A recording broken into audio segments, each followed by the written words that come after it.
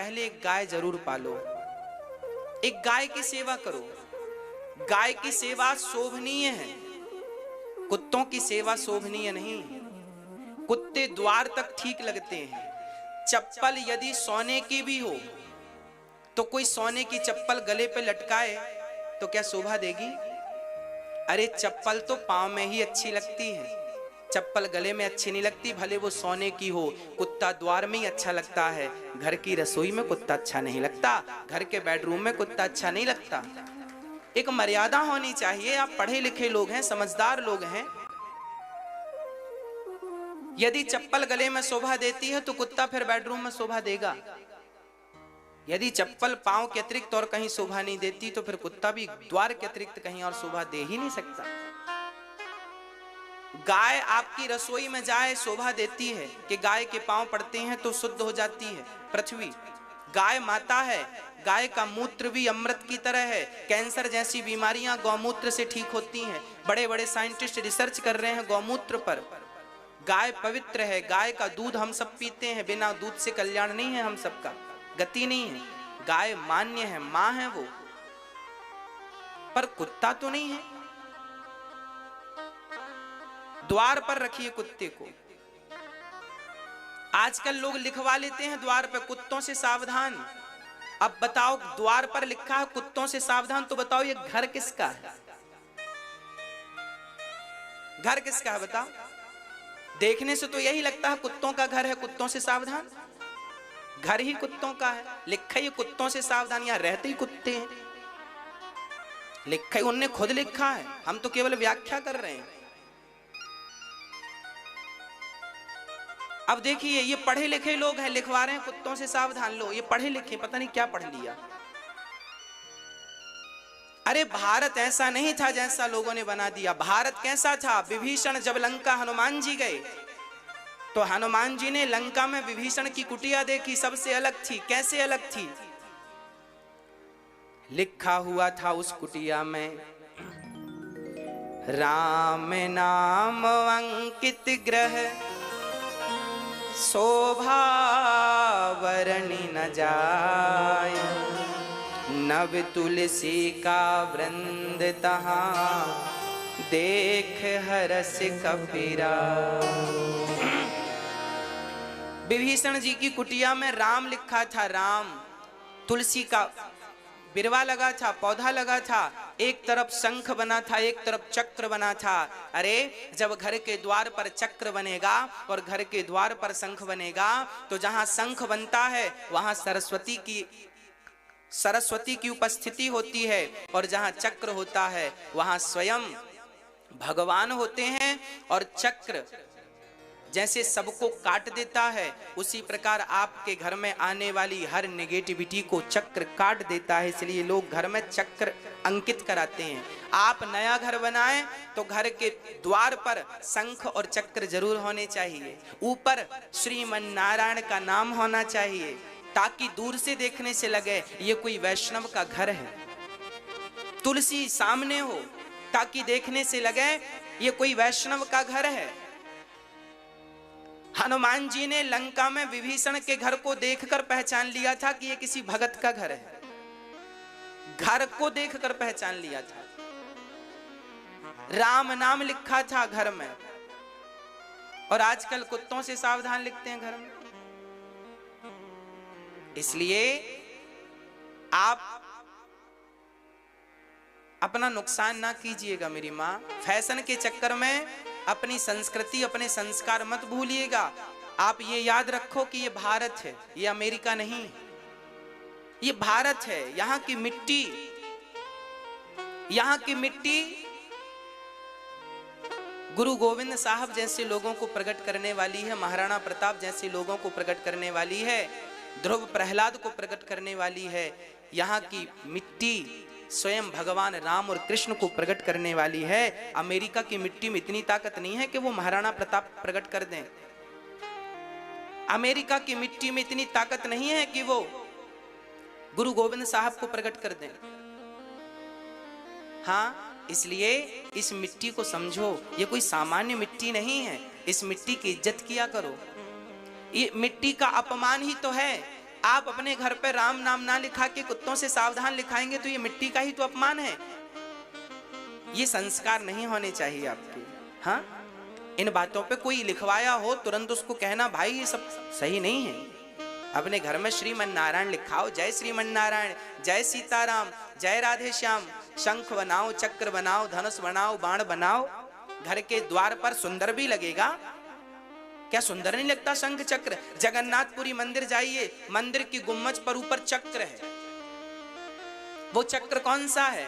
भगवान श्री कृष्ण ने जिस चक्र से महाभारत में सारे लोगों को मारा, अर्जुन का सपोर्ट किया, वही वो चक्र आज भी भगवान कृष्ण गए तो अपना चक्र लेकर नहीं गए। जगन्नाथपुरी के मंदिर के ऊपर वही ओरिजिनल भगवान का चक्र रखा है, वही चक्र है वो। उस चक्र के को काट कर साइंटिस्टों ने ले जाकर रिसर्च की किस धातु से बना, आज तक किसी को पता नहीं लगा किस धातु से बना।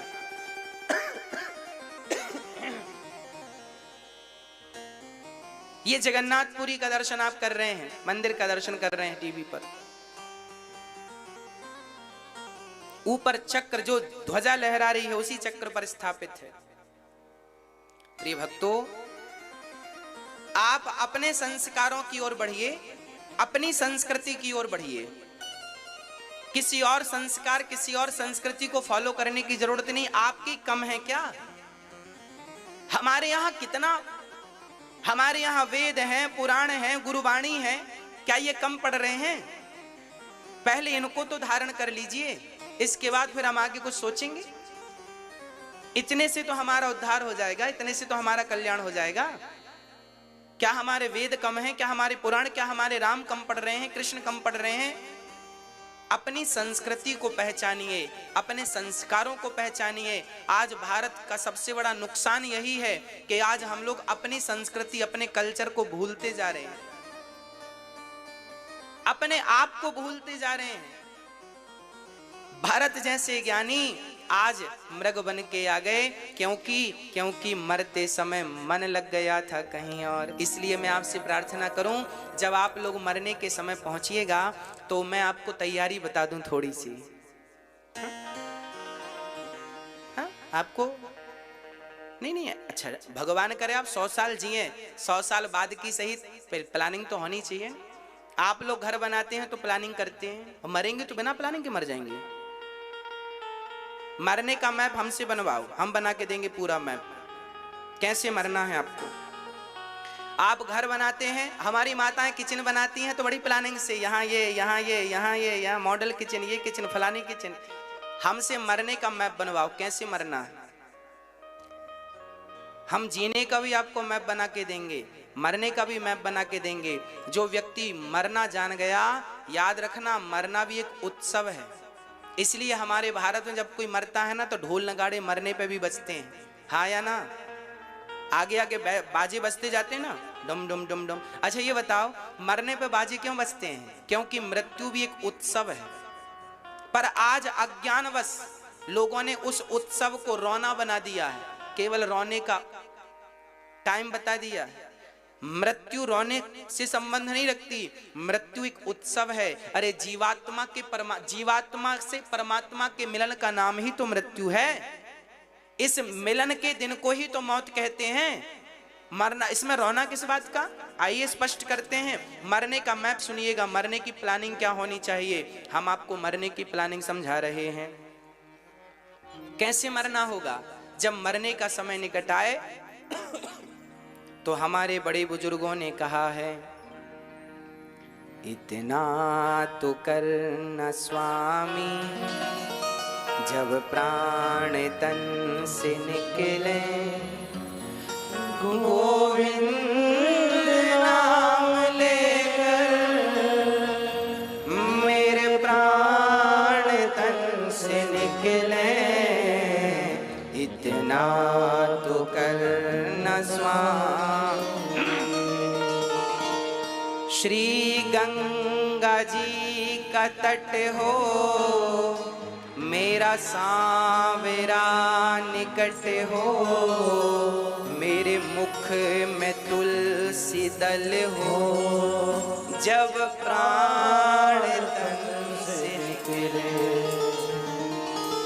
उस वक्त जल्दी आना, नहीं शाम भूल जाना, मुरली मधुर बजाना, जब प्राण से गिरे।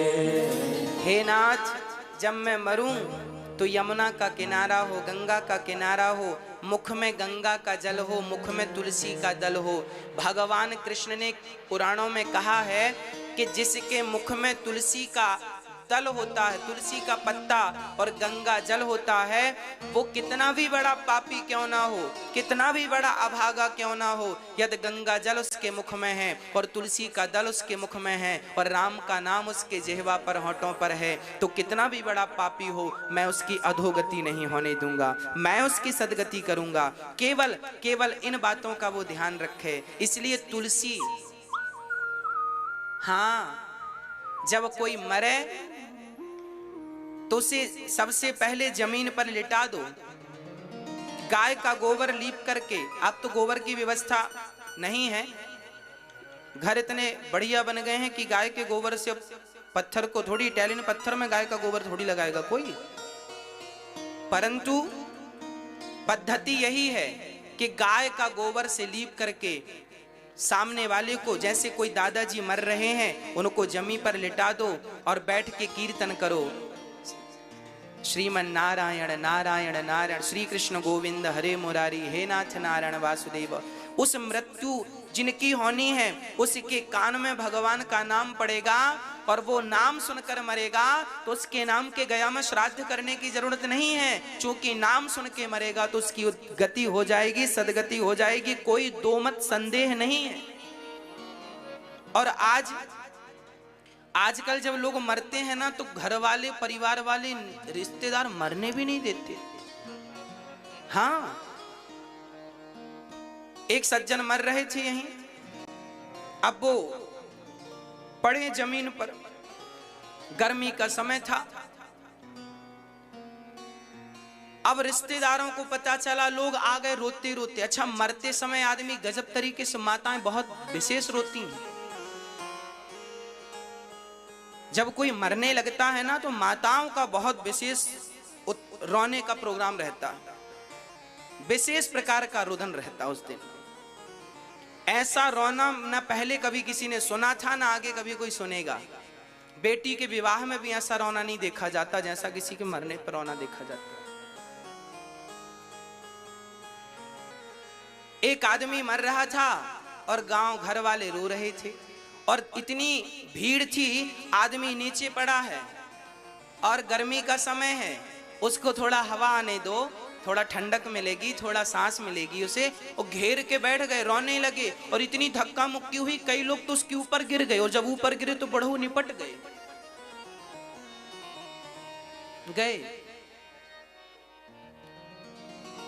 लो, अभी घंटे 2 घंटे और रहते, पर गिरने से निपट गए।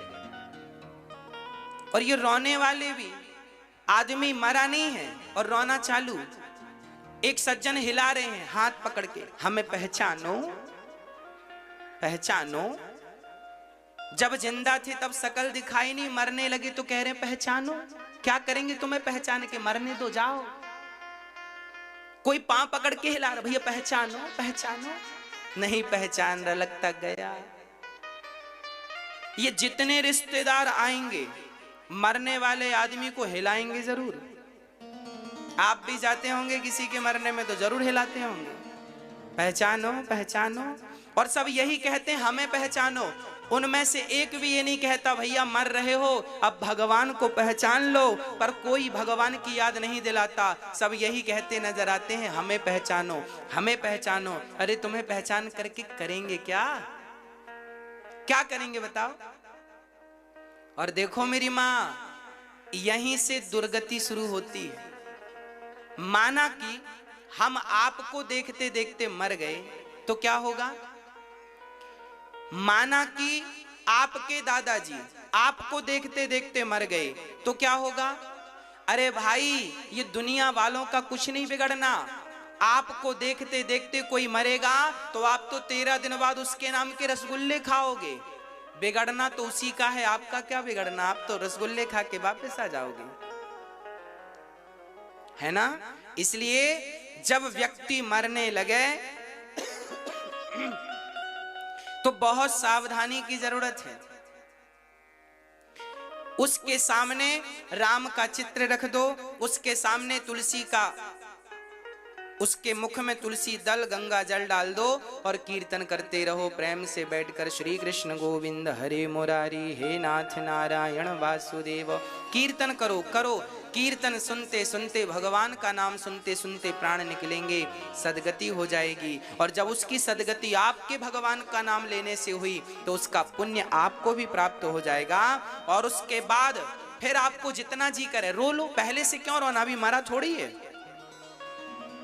कीर्तन करो, अभी भगवान का नाम लो अभी। अब जब लोग आज उल्टा करते हैं, आज जब आदमी पूरे ही मर जाता है तब कंधे पर रख के बोलते हैं राम नाम सत्य है। अब ये राम नाम सुनवा किसे रहे हो? जिंदा था तब तो तुम्हारे मुंह से निकला नहीं राम नाम, अब मर गया तो राम नाम सत्य। राम नाम सत्य तो है ही, झूठा थोड़ी है। अरे भाई जिंदा था तब उसे राम नाम की जरूरत थी और अब मर गया है ना, ले जा रहे हैं लोग। अच्छा, मरने वाले व्यक्ति को जब ले जाते हैं ना तो वहां भी बहुत बड़ी शिक्षा छिपी होती है। हमारे यहाँ तो मुर्दे के ऊपर मखाने बरसाने की परंपरा है, आपके यहाँ है कि नहीं? मखाने बरसाते हैं कि नहीं? मखाने और पैसे भी, हाँ या ना? हाँ, चलिए, इससे पता चलता है हम भारत में हैं।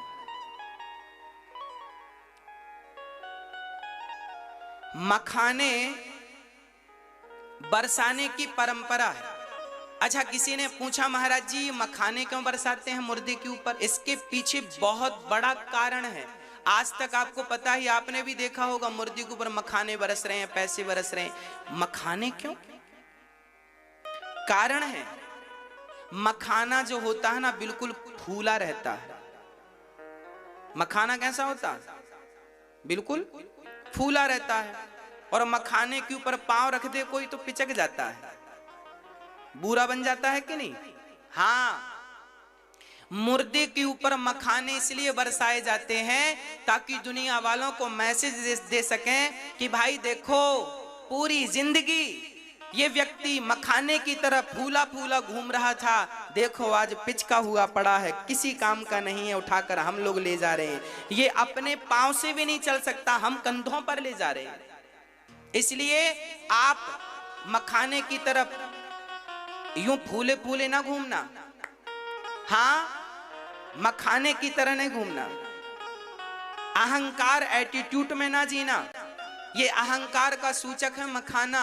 और पैसे बरसाते हैं, पैसे बरसाने का सबसे बड़ा कारण है कि आदमी पूरी जिंदगी पैसों के लिए भागता है और जब मर जाता है तो उसके ऊपर पैसे इसलिए बरसाए जाते हैं ताकि दुनिया वालों की आंखें खुलें। देखो, जो व्यक्ति पैसों के लिए रिश्ते बिगाड़ता रहा, जो व्यक्ति पैसों के लिए भ्रष्टाचार करता रहा, जो व्यक्ति पैसों के लिए रोता और मरता रहा, जो व्यक्ति पैसों के लिए भागता रहा, आज पैसे उसकी छाती में पड़े हैं लेकिन वो उठाने को तैयार नहीं है। ये दुनिया वालों को संकेत देने के लिए, मैसेज देने के लिए, शिक्षा देने के लिए उसके ऊपर पैसों की बरसात की जाती है।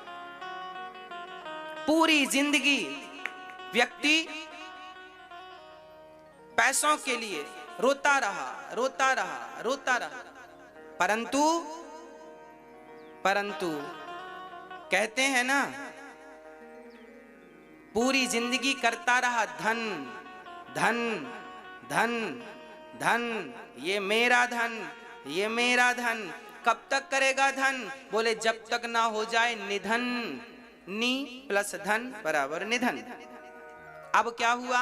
निधन, निधन, निधन, निधन। तो धन धन तब तक चलता है जब तक निधन ना हो जाए। हाँ, इसलिए इस धन से सबसे बढ़िया धन कौन है? बोले राम नाम का धन पायो जी मैंने, राम रतन धन पायो, पायो जी मैंने, राम रतन धन पायो। तो राम नाम का धन सबसे बढ़िया है। अब देखो भरत जी